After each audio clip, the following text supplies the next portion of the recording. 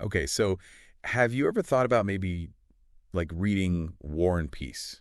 Oh, wow. It's a pretty big commitment, right? It's a big one. But we're here to kind of help you figure out if it's maybe the right journey for you. Right.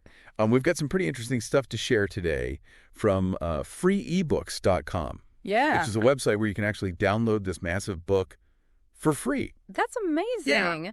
So I was looking at this website, and it calls War and Peace one of the greatest books ever written. Hmm. That's a pretty big claim, wouldn't you say? Totally. It's definitely got the hype. Yeah. But is it really all that? I mean, well, let's unpack that a bit. Okay. What makes a book great? Right. I mean, one of the things that could make this book great is that it covers Napoleon's invasion of Russia. Oh, wow. In the early 1800s. Yeah. And it's told through the eyes of 5 aristocratic Russian families. 5 families? That's a lot of characters to keep track of. That is a lot of characters. And Tolstoy masterfully introduces us to them all at this lavish dinner party in St. Petersburg back in 1805. Okay. You can practically feel the tension as these families are, making small talk and chatting, knowing that war is on the horizon. So we've got historical drama, right? With Napoleon butting heads with Russia. Right. But what about these families? Yeah. What's so special about their stories? I think that's where Tolstoy's genius really shines. Okay. He doesn't just tell us about the war. He Yeah. shows us how it impacts the lives of these families. Hmm. He dives into their relationships, their loves, their losses, betrayals. Right. All the messy stuff that makes us human. Okay, so it's like we're getting a front row seat to history, Yes. but also like a backstage pass Totally. to the lives of these characters. Yeah, and remember, the website calls this book extraordinarily detailed and complex. Yeah. And they aren't kidding. Right. Tolstoy really takes his time to develop these characters and their inner lives. Like, you get to know their motivations. Yeah. Their flaws, their dreams, everything. It's almost like he wants us to connect with these characters on a personal level. I think so. Yeah. Yeah. Not just see them as historical figures. Right. That's pretty cool. Yeah. But why does that matter centuries later? Right. Why is this book still considered to be so great? That's where it gets really interesting. I think Okay. the historical context is very specific, right? Yeah. But the themes that Tolstoy tackles, Uh-huh. the impact of war, Yeah. the struggles of love and loss, Mm. the search for meaning, Right. those are all universal. Yeah. I mean, we're still grappling with those same questions today. So it's like, even though the book was written over 150 years ago, Yeah, it's still speaking to us in the 21st century. I think so. That's pretty powerful, It is. which makes me wonder, how are people accessing these classics today? Right? I mean, enter freeebooks.com. Yeah, exactly. And it's so fascinating because this platform offers War and Peace for free. Wow. And in multiple formats, Okay. like Mobi and PDF. Hmm. It just shows that they want to make it as easy as possible for you to read it on any device. That's super convenient. Yeah. Imagine having to track down a physical copy. Yeah. You might never get around to reading it. That's a great point. Yeah. I mean, free ebook platforms have really democratized access to literature. Hmm.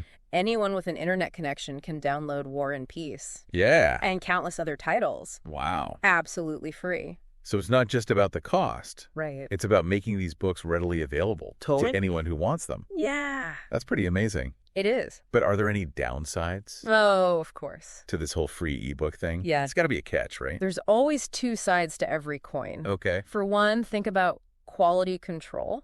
Yeah. With free platforms, Uh-huh. sometimes you don't know what you're getting in terms of accuracy. Right. Or even the legitimacy of the source. So it's kind of like a trade-off. Exactly. You get convenience Yes. and affordability, Uh-huh.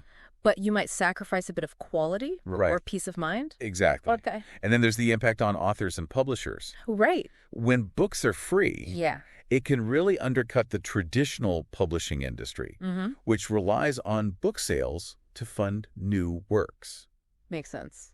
It's a tricky situation. Yeah. Yeah. Okay, so we've got this tension then between making literature accessible Uh-huh. and supporting the people who create it. Yeah. But before we get too deep into that, Okay. I want to point out something I noticed on freeebooks.com. Oh, yeah. It's their top downloads list. Yeah. And guess what's not at the top? I have a feeling War and Peace isn't exactly trending. You are right. Yeah. Instead, we've got titles like Okay. How to Analyze People on Site, Hmm.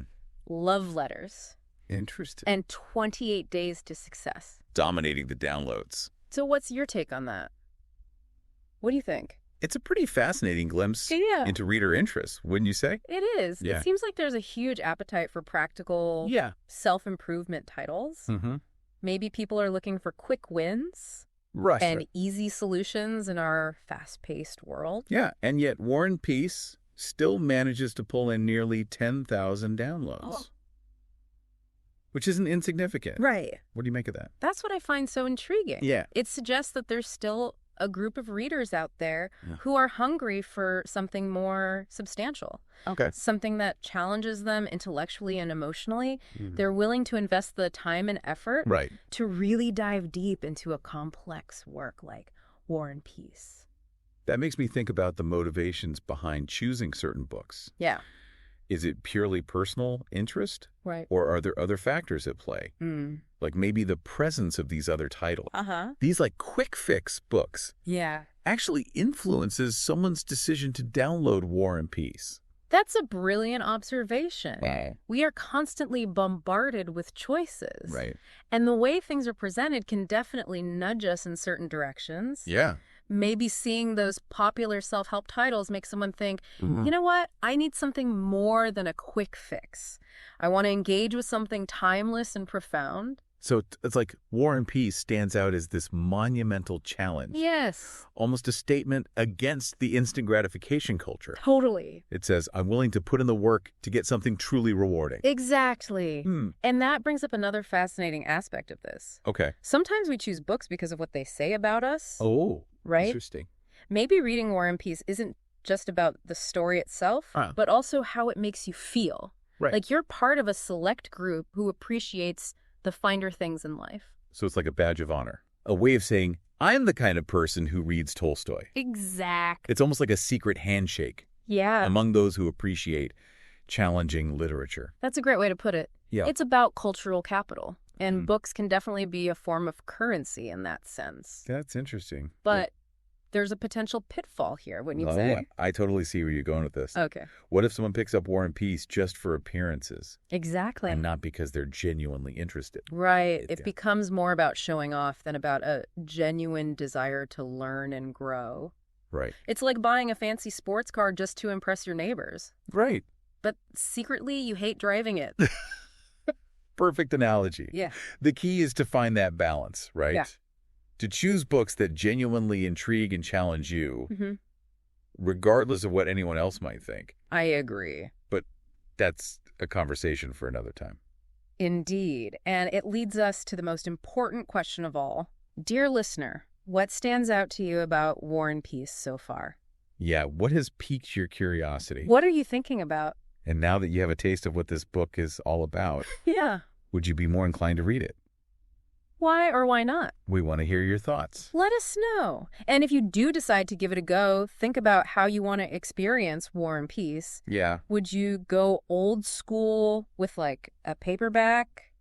Right. Opt for the convenience of an ebook? Or maybe even try an audiobook? Ooh, audiobooks. I hadn't even considered that. Yeah. It'd be like having a personal storyteller. Totally. Guiding you through the epic battles and the intimate moments. Exactly. And it's fascinating how the format can shape our perception of a story. Right. An audiobook could really highlight the emotional nuances of the characters, while a physical book lets you kind of savor Tolstoy's language at your own case. It's like choosing between watching a movie and reading the book. Yeah.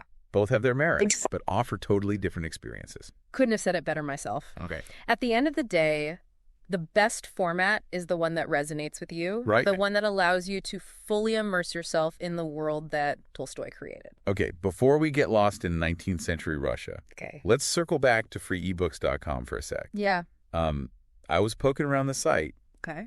And I noticed they have a ton of different categories.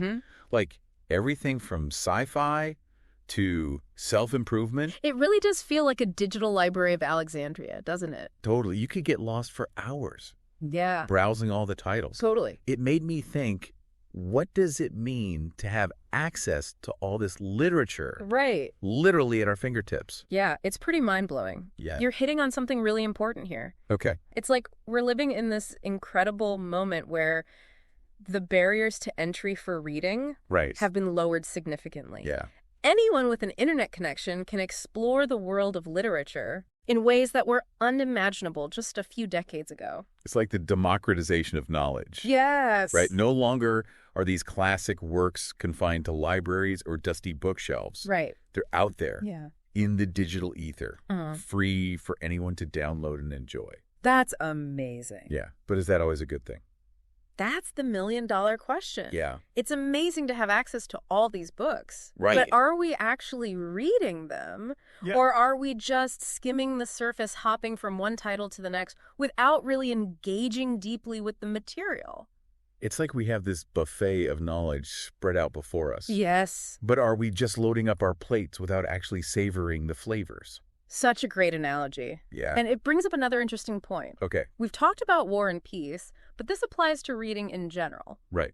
Are we truly reading for enrichment and understanding? Yeah. Or are we simply consuming content to pass the time? And how does the format play into that? Does reading on a screen with all its distractions and notifications affect our ability to focus and truly engage with the text? That's a question researchers are still grappling with. Yeah. Some studies suggest that reading on screens can lead to more superficial processing of information, while others argue that digital platforms can enhance engagement through interactive features and multimedia content. It's like we're in this grand experiment. Yes. Figuring out how technology shapes our relationship with reading. Exactly. And it's not just about screens versus paper, right? There's also the whole audiobook phenomenon, which has exploded in recent years. Absolutely. Audiobooks open up a whole new world of possibilities, especially for people who struggle with traditional reading or those who want to multitask while they read. I've actually heard people say they prefer audiobooks. Yeah. Because it allows them to connect with the story on a more emotional level. Oh, wow. It's like the narrator becomes a character in itself. Yeah. Guiding you through the narrative and bringing the words to life. That's a really interesting perspective. Yeah. It suggests that the format itself can influence our interpretation of a story and even our emotional response to it. And with advancements in AI and text-to-speech technology, who knows what the future holds for audiobooks? That's true. Imagine listening to War and Peace, narrated by a voice that sounds exactly like Tolstoy himself. That's a pretty wild thought. Yeah. But it speaks to the endless possibilities that technology is opening up for readers. It's an exciting time to be a bookworm, wouldn't you say? Absolutely. Yeah. But amidst all this excitement, it's important to remember why we read in the first place. Right. It's about more than just consuming content. It's about engaging with ideas, expanding our horizons. Right. And connecting with something larger than ourselves. So true. And sometimes that means taking a step back from the endless stream of information and really immersing ourselves in a single work, even if it's a daunting one like War and Peace. And that brings us back to you, dear listener. Yes. We've explored War and Peace from all angles. We have. Its historical context, its literary merit, the way it's being presented on freeebooks.com. Right. And even how different formats might shape your experience of the story. Now we want to hear from you. What are your thoughts on all this? What resonates with you most? Has this deep dive maybe changed your perspective at all on tackling a classic like War and Peace? Well, we've covered a lot of ground. From the historical backdrop of Napoleonic Russia to the intricate lives of Tolstoy's characters, the allure of free ebooks, and even the potential downsides of an all-you-can-read digital buffet. It's funny, we started by looking at this freeebooks.com website. Right. And it's become a launch pad for such a broader conversation about how we approach reading in the digital age. And that's the beauty of a deep dive, isn't it? Yeah. We start with a single source. And it opens up all these unexpected avenues of exploration.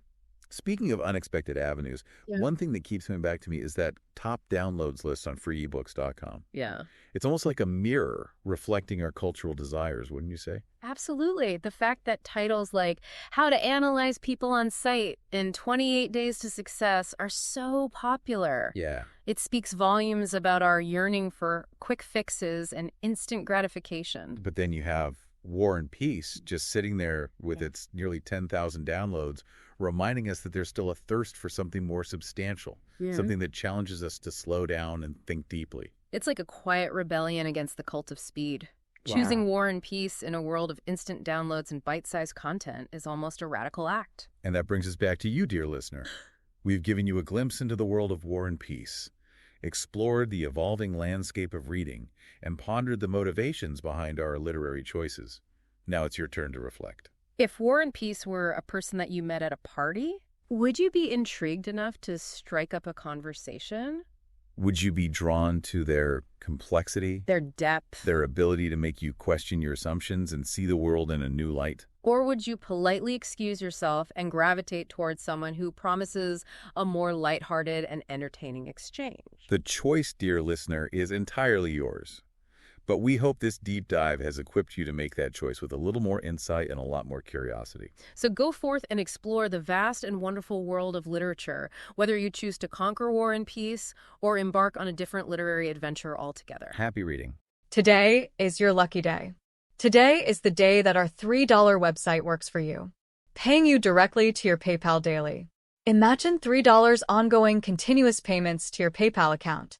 Imagine falling asleep and waking up to $300 in your PayPal account. How would this make you feel? How could this help you? What bills could you pay? What kind of fun could you have? What does that retirement look like now? All for a one-time payment of $3. This website is DFY done for you, fully built and completely hosted, and never stops collecting payments for you.